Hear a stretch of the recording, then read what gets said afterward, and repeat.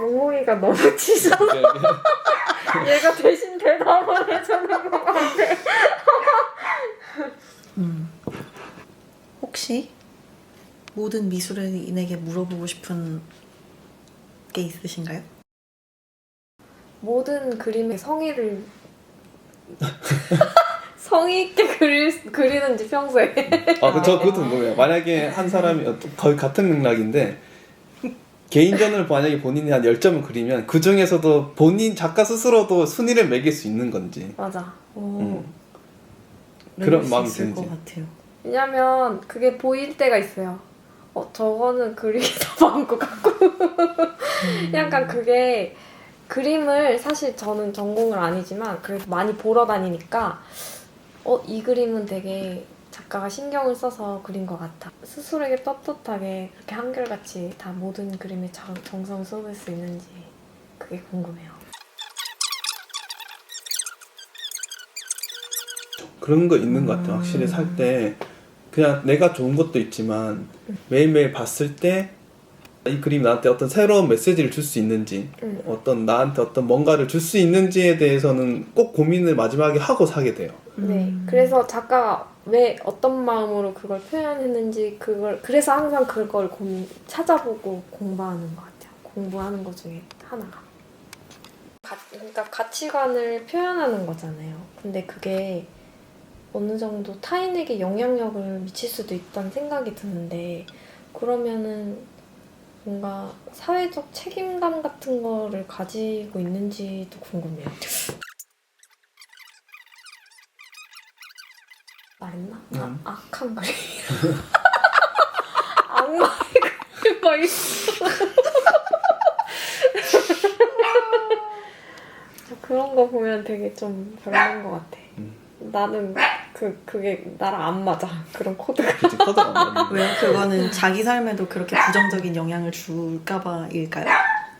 그렇죠. 아니요, 저희는 그림을 왜냐면 그게 안 보이는 작품들이 되게 많거든요. 제가 전시를 다니거나 할 때 저 뭔가 악한 그림. 근데 우스갯소리로 그림이 뭐지? 근데 정말로 그런 거 있었어요. 예전에 저도 기억났는데 그 커뮤니티에 글이 올라왔는데 자기가 어떤 그림을 사서 집에 걸었는데 그날에 가위를 눌리고 악몽을 꾸기 시작했대요. 그래서 알아보니까 그 그림에 담겨진 내면의 어떤 그 이미지나 메시지가 되게 암울하고 이제 좀 무서웠던 거죠. 그래서 그 그림을 환불 처리를 했다 하던 분도 계시더라고요. 맞아. 근데 그거는 솔직히 물론 무조건 뭔가 다 좋은 거 뭔가 되게 밝은 걸 할 수는 없겠지만 그러면 지금 구매하신 그림들은 긍정적인 영향을 줄 거라고 생각을 해서 구매를 하신 건가요?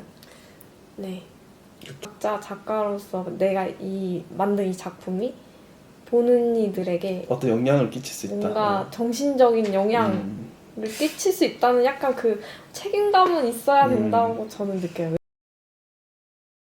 미술을 전공하지 않은 사람들도 어느 정도 사회적으로 책임감을 갖고 남한테 피해주지 않기 위해 도덕적인 뭔가 책임감? 윤리의식을 가지고 살아가는데 뭔가 그런 영향력에 대해서는 각자가 고민을 해봐야 되지 않을까 하는 생각은 들어요.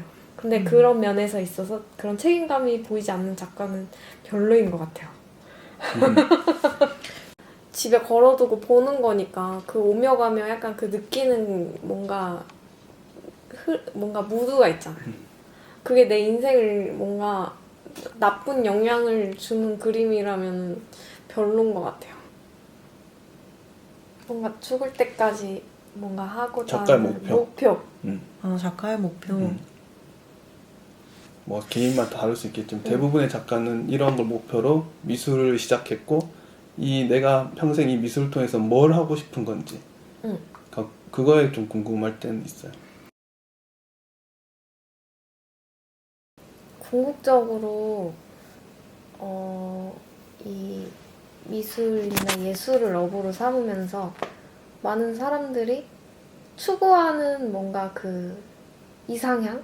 보통 사람들은 이제 직장인들도 그렇고 어떤 사람들은 이제 내가 하는 업을 통해 부와 명성을 얻고 뭔가 아니면 뭐 명예를 얻고 뭐 이런 각자의 목표가 있잖아요. 근데 미술을 하는 사람들은 궁극적으로 죽을 때까지 자기가 하고 싶은 게 뭔지 궁금해요. 상업 작가든 아니든 다 자기 이름을 알리고 많은 사람들이 내 작품을 봐줬으면 좋겠다 이런 마음은 다 있을 거 아니에요. 그러니까 다들 그 원하는 약간 그 목표가 뭔지 궁금해요. 미술인들도 서로를 많이 까나요?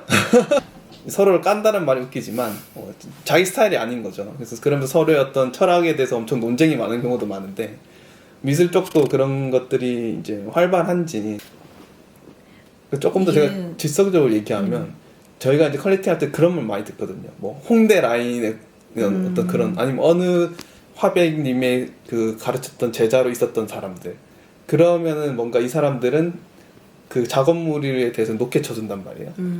그 말인즉슨 이제 뭔가 그렇게 같이 있으면 서로 영향을 많이 주고 그게 작품성으로 크게 어떤 영향을 주게 되는 계기가 되는 건가 싶어서 사실 저희는 어쨌든 그거를 미술인이 아니다 보니까 뭔가 그림에서 느껴지는 것도 있지만 그 그림을 통해서 느끼는 것보다 이제 나름 스터디를 하는 거죠. 그래서 저희가 그런 걸 제일 많이 느끼는 거는 결국 이 작가의 어떤 히스토리를 보는 거예요. 제일 확실한 거는. 그래서 이 작가가 예전에 어떤 작품 활동을 해왔고 몇 년도부터 어떤 한 그림들을 그려왔고 그 매년에 어느 정도의 전시를 하는지 그리고 시간이 흐르면서 어떤 식으로 그림이 바뀌어갔는지 뭐 이제 이런 것들을 보면서 이 작가의 그간의 노력 혹은 그간의 어떤 작가 정신을 유지하려고 본인이 얼마나 애썼는지를 우리는 모르지만 그 과거를 통해서 유출을 해서 그 작가를 이제 판별을 하는 것 같아요.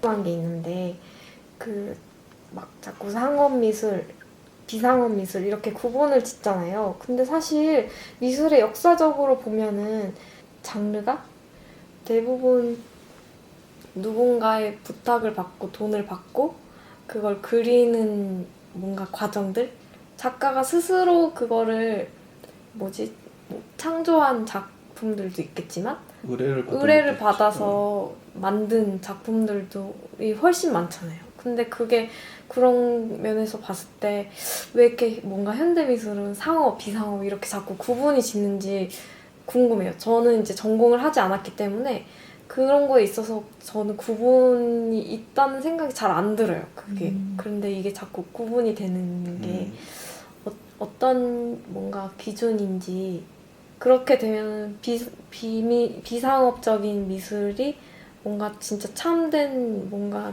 미술이라고 생각을 하는 것 자체가 솔직히 웃기다고 생각하거든요. 왜냐면은 그렇게 치면은 미켈란젤로도 상업 작가고 전부 그러니까 뭔가 그 다빈치도 그렇고 다 그런 뭔가 역사적으로 의미가 있는 사람들도 다 상업 작가라고 정의를 해야 되면은 본인이 이제 뭔가 배운 그 베이스에 약간 뿌리를 부정하는 느낌?